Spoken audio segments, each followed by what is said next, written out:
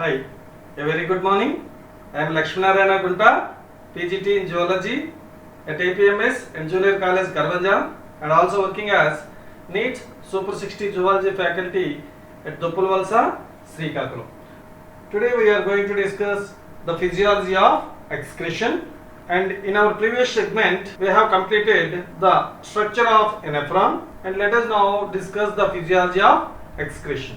The physiology of excretion includes both physical and chemical processes, and the chemical process it includes the formation of urea, and the mechanical process it includes the formation of urine. Okay, formation of urea is a chemical process and the formation of urine is a mechanical process. Let us now discuss the formation of urea, which is a chemical process. As we already have learned, ureotelic animals they convert ammonia into urea in the liver, and in ureotelic animals the ammonia which is formed by the deamination of proteins it is deposited in the matrix of the mitochondria of liver cells, and then it is converted into urea by ornithine cycle. Conversion of ammonia into urea is done by the urea cycle or ornithine cycle or Krebs-Henselt cycle. Why it is called as urea cycle means the urea is formed in this cycle. That's why it is called as urea cycle. Why it is called as ornithine cycle? Ornithine is recycled in the formation of urea in the liver cell. Okay, and why it is called as Krebs-Henselt cycle? Because the scientist Krebs along with his medical associate Henselt first observed this urea cycle in the liver cell. Okay, this urea production it exclusively occurs inside the liver cell. Mostly it is occurs inside the liver cell. Okay, na? This urea cycle or Krebs-Henselt cycle it involves 5 major enzymes. The enzymes are carbamyl phosphate synthetase, which is responsible for the production of carbamyl phosphate. The carbon dioxide it combines with ammonia under the presence of 2 ATPs. It is formed into carbamyl phosphate by the action of this particular carbamyl phosphatase enzyme. And the second one is ornithine transcarbamylase. This ornithine transcarbamylase it is responsible for the formation of citrulline. This citrulline is formed by the combination of ornithine with the carbamyl phosphate under the presence of this particular enzyme called as ornithine transcarbamylase. And similarly, arginosuccinate synthetase, arginosuccinate and arginase, these are the 5 enzymes responsible for this ornithine cycle. Okay, this arginase which is most important in the formation of ornithine and urea. The urea is sent into the blood and this ornithine is again recycled. That's why it is called as ornithine cycle. Okay, the urea thus produced is sent into the blood and it is reached into the kidneys and excreted into the urine.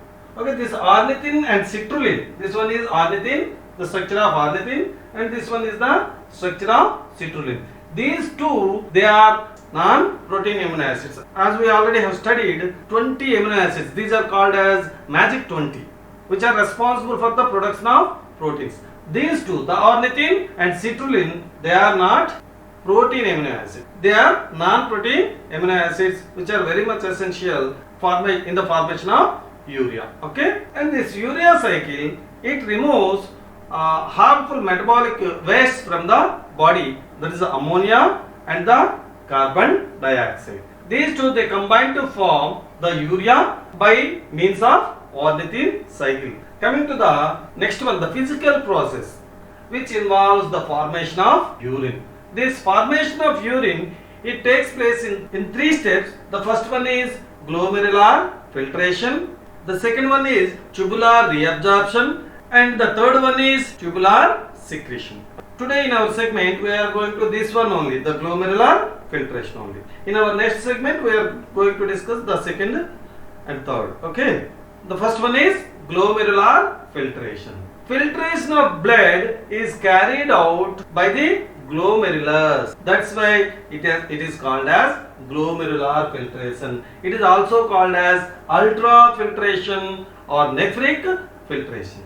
This glomerular filtration, it occurs through three membranes: the endothelium of the glomerular blood vessels. This one is the endothelium of the glomerular blood vessel, and the second one is the foot process of the podocytes. These cells which are present in the visceral layer of the Bowman's capsule, they are called as podocytes. We already studied in the structure of nephron. These podocytes, why they are called as podocytes? Poda means foot. They are foot shaped cells, and the foot processes, you can observe the processes, structures. These foot processes, they are arranged in an intricate fashion, leaving some slits or slit pores, and the basement membrane between these two, that is the capillary wall and the visceral layer. Okay, this one is the glomerulus. The wall of the glomerulus is made up of a number of cells. These cells, here and there, they have openings. These openings, they are called as fenestrations. Okay, and this one is the endothelium. The endothelium is present between the glomerulus and the visceral layer. Okay, this one is the visceral layer, and the visceral layer, it contains podocytes. Here and there, they have openings. These openings, they are called as slit pores. The blood, it is filtered through all these three layers. That's why the filtrate, the product, is called as ultrafiltrate or glomerular filtrate or nephric filtrate. And on an average, 1100 to 1200 ml of blood is filtered by both the kidneys in a minute, which is equivalent to almost 1/5 of the cardiac output, that is sent out by the left ventricle in 1 minute. And out of this 1100 to 1200 ml of blood that is filtered, about 650 to 700 ml constitute the plasma. Okay, and this filtrate is called as the glomerular filtrate.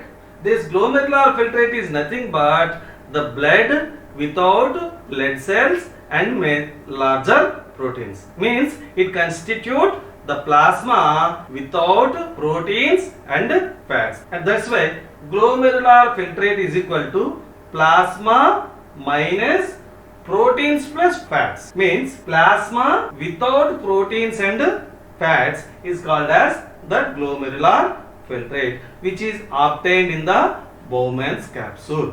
Okay, and this filtration, it takes place by a pressure gradient.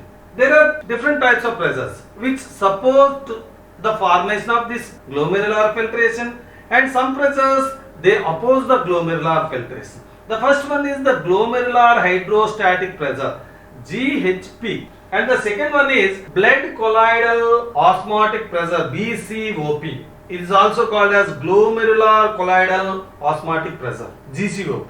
And the third one is capsular hydrostatic pressure, which is also called as Bowman's capsular hydrostatic pressure, CHP or BCHP. Okay, and let us discuss one by one. The glomerular hydrostatic pressure, the name itself indicates the hydrostatic pressure of the blood while flowing in the glomerulus is called as glomerular hydrostatic pressure, which equals to 60 mm Hg. The pressure is measured in millimeter mercury. Okay, 60 millimeter mercury is the glomerular hydrostatic pressure, and this pressure, it is created due to the narrower efferent arteriole. As the efferent arteriole is narrow and the afferent arteriole is wider, automatically it creates pressure on the glomerulus. We already have discussed in our previous segment. Okay, and this pressure, this glomerular hydrostatic pressure, it favors the filtration. And coming to the second pressure, that is the blood colloidal osmotic pressure, which is also called as glomerular colloidal osmotic pressure, BCOP or GCOP. This pressure, it is created due to the plasma protein, particularly the serum albumin.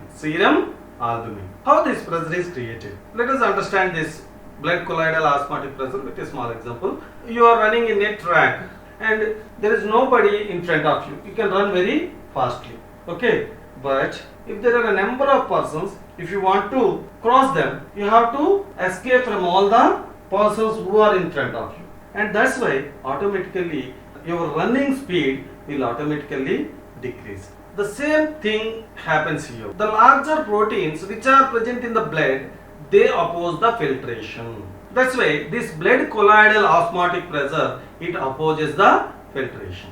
And this BCOP or blood colloidal osmotic pressure, it is 32 mm mercury. And coming to the next type of pressure, that is capsular hydrostatic pressure, CHP, or Bowman's capsular hydrostatic pressure, which is due to the fluid already present in the Bowman's capsule. Already the fluid which is filtered into the Bowman's capsule is present there, and this fluid, it opposes the filtration. This is also an opposing pressure, and this pressure, it opposes the filtration process. Okay, and this BCHP is nearly 18 millimeter mercury, 18 mm Hg. Okay, and considering all these three pressures, we can calculate the net filtration pressure, which is also called as the effective filtration pressure, NFP or EFP. This NFP or EFP is calculated by subtracting the opposing pressures from the supporting pressures. Here, this net filtration pressure is equals to the glomerular hydrostatic pressure minus the GCOP, glomerular colloidal osmotic pressure, and the Bowman's capsular hydrostatic pressure.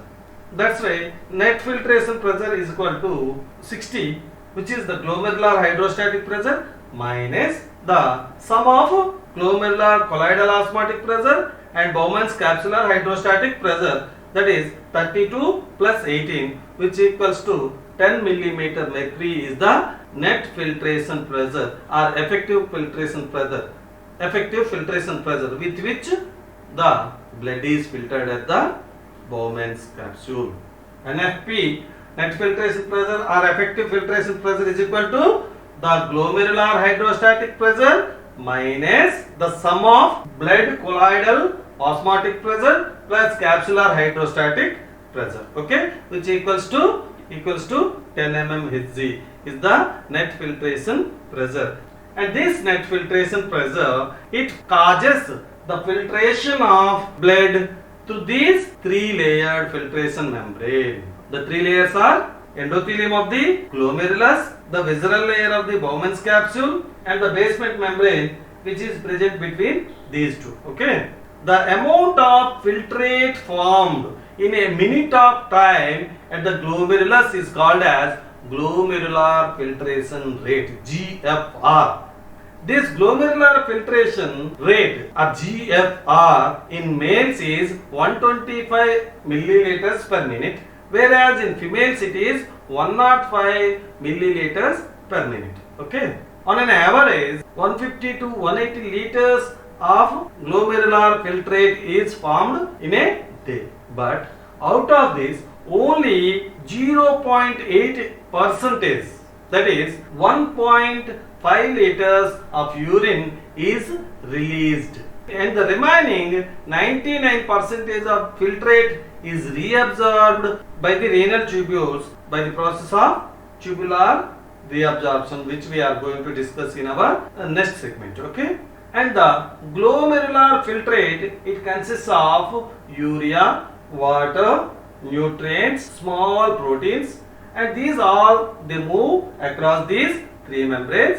And the glomerular filtrate, it is isotonic. It is isotonic with the blood. Isotonic means the tonicity of the glomerular filtrate is equal to the tonicity of the blood that flows in the glomerulus. In simple terms, the solute concentration of the glomerular filtrate is equal to the solute concentration of the blood that flows inside the glomerulus. Okay, and later this glomerular filtrate is called as tubular fluid, and finally before it reaches the collecting duct, it is called as urine. Okay, this glomerular filtrate is isotonic with the blood, and it is converted into hypertonic and later hypotonic, and finally it is converted into hypertonic urine. Finally the urine that we excrete is hypertonic. And the kidneys, they have developed special mechanism for the regulation of this glomerular filtration rate. The JGA, already we have learnt in our previous segment. The juxtaglomerular apparatus, it plays a vital role in controlling the glomerular filtration rate. We will discuss this RAS mechanism in the next segment. Okay, thank you for watching, and please attempt the online exam, which I have provided a link below this video in the description box, and don't forget to subscribe my channel. Thank you.